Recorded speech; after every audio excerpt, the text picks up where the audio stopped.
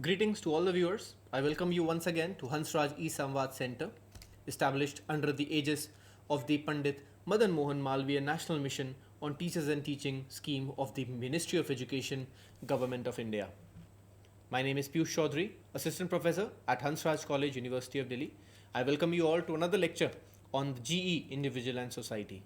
Today we'll discuss a very important chapter taken from the autobiography of Om Prakash Valmiki. It is titled Jhootan. Jhootan is an autobiography by Valmiki, and today in the contemporary Dalit literature, I would say that this has achieved the status of a classic. It's an autobiography which goes on to explain how the Dalits faced atrocities and caste based discrimination at the hands of the upper caste. In your syllabus, there is an extract from this autobiography. Jhootan was originally published in 1997, and this is just a seven page extract taken from the large the huge autobiography that Valmiki has written. So you can read the entire autobiography as well, but here I will begin with the passage in your syllabus, with this 7-8 paged passage that is there prescribed in your syllabus. So the passage begins with the author Valmiki referring to how there was a strict demarcation between the houses of the upper caste and the lower castes. The passage begins with the description of the lower caste women, and how they did not even have toilets and therefore they had to defecate in the open. There was an acute lack of basic sanitation facilities, and this shows the poor and the pathetic state that the untouchables and the lower castes lived in. So look at the lines below to understand the dismal conditions that they were living in. Om Prakash writes, "The pigs wandering in narrow lanes, naked children, dogs, daily fights. This was the environment of my childhood. If the people who call the caste system as an ideal social arrangement had to live in this environment for a day or two, they would change their mind." So therefore, he describes his basti, his small slum, where these untouchables live, and he describes how everyone used to work day and night and still they were not able to get a decent meal in the day. This is because they usually used to work free of cost for the upper castes, or else they'll be beaten black and blue. They didn't even pay them. So Valmiki describes how the upper castes used to call them in insulting and humiliating words. Right? Look at these lines, and he says, "Nobody dared to refuse this unpaid work for which we got neither money nor grain. Instead, we got sworn at and abused. They did not call us by our names. If the person were older, then they would be called Oi Chure, and if the person were younger or the same age, then they would be calling them Abe Chure. And this was the word which was used." So these words are highly discriminating in language. It's criminal to even refer to anyone in this way today in 2025. Thankfully, right now it's a crime, but there are cases which persist even today.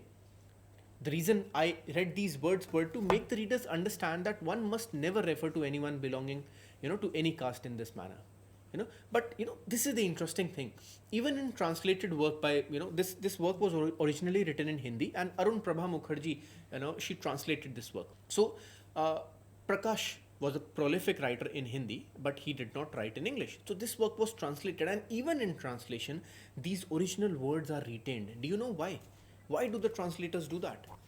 They do that so as to show how the authenticity of, to show the authenticity of the abuses.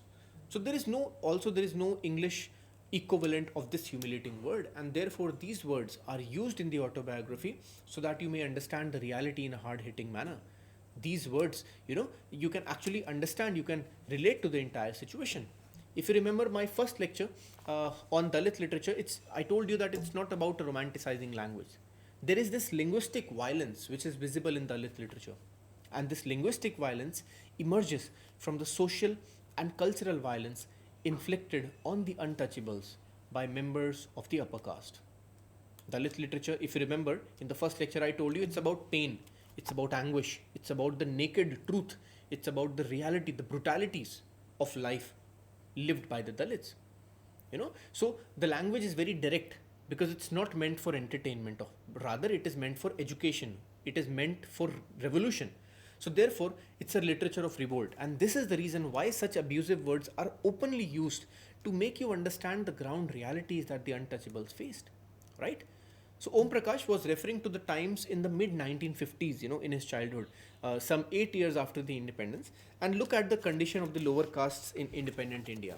He says, Untouchability was so rampant that while it was considered alright to touch dogs and cats or cows and buffaloes, if one happened to touch a chura, one got contaminated or polluted.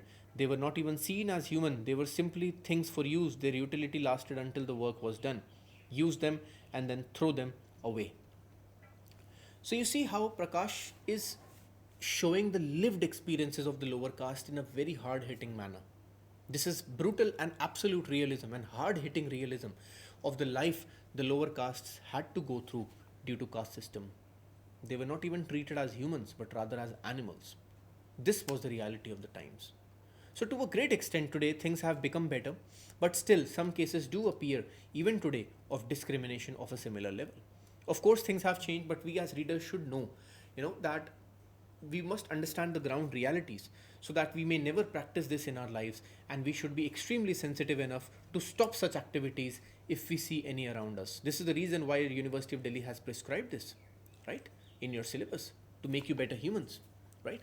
So then the narrative goes forward, and OP mentions that a Christian teacher used to come there. His name was Sevak Ram Masihi.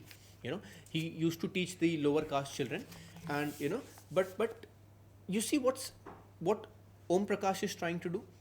Do you think Sevak Ram Masihi is really a Christian name? Of course not. This means that he was a Dalit, and he must have been converted, into Christianity. And then it was this person who used to sit with the children of the untouchables and teach them. So Valmiki shows us to tell us how the teachers also, they were either Dalits or they were Christians. They were not Hindus. The Hindus would not sit close to them because of the stratifications of castes. Right? Now look at these lines again to understand how untouchability was banned in independent India in 1947. Still caste-based discriminations persisted rapidly, in the times when he was writing when he was a young child. He says, the country had become independent 8 years ago. Gandhiji's uplifting of the untouchables was resounding everywhere. Although the doors of the government schools had begun to open for untouchables, the mentality did not change. I had to sit away from others in the class, that too on the floor. Why do you think there is this aversion towards teaching the untouchables? The upper castes were afraid that if the lower castes are educated, then they would come at an equal footing with them. And this is the reason why the lower castes were never allowed in the schools. And this is the reason why Valmiki was discriminated in every possible instance so as to drive him away from the school. Everyone tried to break his spirit so that they can drive him away from the school. This was the reality. This was the challenge. Even education was a challenge, right? So Prakash, Om Prakash has given lots of interviews over this particular autobiography, Jhootan. As I mentioned, it's a classic, and he told that all these instances are true, and they are non-fictional, and they are real accounts, historical accounts. Look at another instance, where he gives this. The children of the Tyagis would tease me by calling me Chudeka.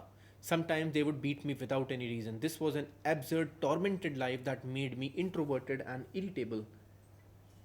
If I got thirsty in school, then I had to stand near the hand pump. The boys would beat me in any case, but the teachers also punished me. All sorts of stratagems were tried so that I would run away from the school and take up the kind of work for which I was born. What do you think is the kind of work, that Om Prakash Valmiki was believed to be born? Right? The upper caste believed that the lower castes were born only for menial jobs, for cleaning toilets, for cleaning the latrines, for doing other menial jobs. These upper castes believe that they are destined only for picking waste and eating the leftovers left by the upper caste. This was the reality. It's a hard-hitting autobiography, right? And therefore, they did whatever they could to ensure that Om Prakash runs away from the school. They tried every possible means to terrorize him. Then he even goes on to say that even the Muslim upper caste people of that area, who were known as the Muslim Tyagas, they practiced discrimination against untouchables. Look at these lines again. He says, Barla village also had some Muslim Tyagis who were called as Tagas as well. The behavior of these Muslim Tagas were just like that of the Hindu Tagas. If we ever went out wearing neat and clean clothes, we had to hear their taunts that pierced deep inside like poisoned arrows. If we went to the school in neat and clean clothes, then our class fellows said, Abhe Chudeka, he has come, dressed in new clothes.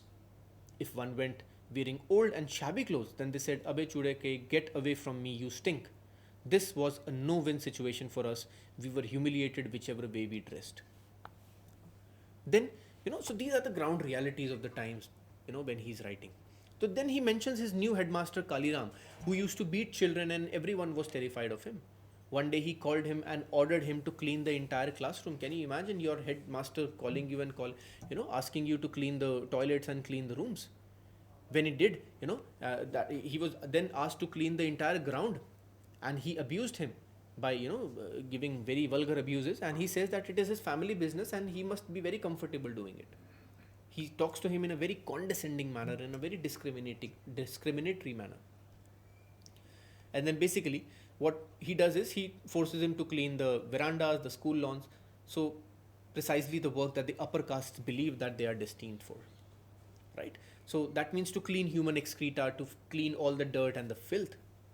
Then one day, while he saw him, Kaliram saw him sitting in this class, instead of cleaning the school, he called him and he abused him a lot. And you will find a lot of abuses directly mentioned in the book. There is no need for me to repeat them repeatedly, right? So it's not even censored. That's because the reality is to be shown.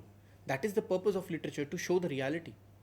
Literature is very crude, it is hard hitting, it is meant not for entertainment but rather for education of the masses. Then as we go ahead, we see Prakash was very frightened, and look at this very poignant description of his life. He says, frightened, I picked up the 3-day-old broom. Just like me, it was shedding its dried up leaves. All that remained there were the thin sticks. Tears were falling from my eyes. I started to sweep the compound while my tears fell from the doors and windows of the schoolroom. The eyes of the teachers and the boys saw the spectacle. Each pore of my body was submerged in an anguish, in an abyss of anguish. So you see how he compares himself to a broom, to a jhadu. He compares himself to a broom because the broom becomes a metaphor for his life of destitution. Just like the broom, he says, the broom was also shedding its leaves and I was also shedding my leaves. Now, here comes the changing moment in his life. As he saw, because he saw his father, who was passing by, and he saw his son being humiliated in school. Look at what his father does. And this is an important event in his life. He says, Pitaji snatched the broom from my hand and threw it away. His eyes were blazing. Pitaji, who was always taught as a bowstring in front of others, was so angry that his dense moustache was fluttering. He began to scream, who is that teacher, that progeny of Dronacharya who forces my son to sweep? Pitaji's voice had echoed through the whole school. All the teachers, also with the headmaster, came out. Kaliram, the headmaster, threatened my father and called him names, but his threats had no effect on Pitaji. I would have never forgotten the courage and fortitude with which my father confronted the headmaster that day. Pitaji had all sorts of weaknesses, but the decisive turn he gave my future that day has had a great impact on my personality. Very important lines. Finally, his father proclaimed to the headmaster that he will study, and he'll come back, and more children like him will come back and study in the school. And then they both left. Then his father went to all the influential people in the village, all the other members of the Tyagi upper caste, but he faced dejection everywhere. Look at the highly insensitive responses that he gets when he wanted to pursue his child for education. Pitaji had faith that the Tyagis of the village would chastise Master Kaliram for his behavior, but what happened was the exact opposite. Whosoever's door we knocked, the answer was, what is the point of sending him to school? When has a crow become a swan? You illiterate boorish people, what do you know? Knowledge is not gained like this. Hey, if he asked a Chuda's progeny to sweep, what is the big deal in that? He only got him to sweep, did not ask for his thumb in the Guru Dakshina like Dronacharya, and so on and so forth. So everyone he went for help refused to help him, as the upper castes never wanted the lower castes to study in the school, sitting with their upper caste children. So deep was the caste based hatred present in that time. Then he finally goes to the house of Sagwa Singh Tyagi. Sagwa Singh Tyagi is he's the village pradhan, and he asked, to send Om Prakash to school, and he said that he assured that he will manage things. So finally, he's able to rejoin the school, and then he says, the next day, I went to school with fear stalking my heart. I sat in the class in trepidation. Every second I worried that the headmaster was coming. Now he comes. At the slightest sound, my heart pounded. After a few days, things calmed down. But my heart trembled the moment I saw Headmaster Kaliram. It seemed as though it wasn't a teacher who was coming towards me, but a snorting wild boar with his snout up in the air. So finally, he was able to join school back. But the larger point to understand is that he was able to join school back because of his personal relations with the village pradhan. He was an influential member of the upper caste, and he did not, thankfully, he did not treat the untouchables like the others did. Otherwise, no other member of the upper caste helped him to get back to school. Even in the school, he was admitted due to his connections. So, do you think that he would have been able to join and continue his studies if he was not supported by the Pradhan? Never. It was luck and his good connections with Pradhan which ultimately allowed him to complete his education. And upper caste helped him complete his education. Otherwise, there was no chance for him to complete his education. Right? If it was not for the support of the Pradhan in the village. Now look at the last line again. I just now read it, but let's read that again and look at the imagery that Om Prakash is using. He says, it seemed as though it wasn't a teacher who was coming towards me, but a snorting wild boar with his snout up in the air. So you see the imagery. It is of a wild boar, not even a pig, but a dangerous wild boar. Obviously, it's a very fearful imagery because the boar is a very dangerous animal. And the imagery, it incites fear and disgust. So the passage in your syllabus ends here, but there are certain important points which I'll be discussing. Do you really think that he had any role models that he could respect? Obviously, he had no role models, from his school. His headmaster Kaliram, he compared him to a wild boar as someone who would kill him. But then there was a role model, and that was his own father, because he was the one who, in the face of violent danger, did relent. Right? He did not relent, and he fought with all his strength to get his son readmitted to school. So this incident gave Om Prakash a strength which he will never forget from his father. It made a very decisive and a very big impact on Om Prakash. Right? So basically it gave him the courage. So from now onwards, from this point, Valmiki was able to transform the stigma of his untouchability into his strength. Let me now discuss in brief the significance of the title Jhootan, and after that, in just a few minutes, I'll end the lecture. Look at the title that Valmiki has given to the book Jhootan. Jhootan refers to something impure, something leftover, something second-hand, something, scraps of food which are left out. By using this title, Valmiki is showing the reality of the lower caste who could not afford food, and they had to live on the Jhootan that was received from the upper castes. So the upper caste, this is the entire idea of this autobiography, the discrimination, the second-hand life that these guys are living, right? So the title itself refers to, second-hand things or something which is impure or scraps of food which is left by others, which Dalits obviously, which Dalits scavenge for their existence. So just by the title itself, the author sets the mood rolling, okay? So it's a life lived in destitution, right? It's a life which is second-hand, which is not even first-hand. It described a life which is very depressing and something which is not even their own. So they are living a very menial life, a very pathetic life, a poor life. The title shows the pains and humiliations felt by them in a hard-hitting manner. So that brings this lecture to an end. I hope this lecture made it easy for you to understand this autobiographical essay by Valmiki.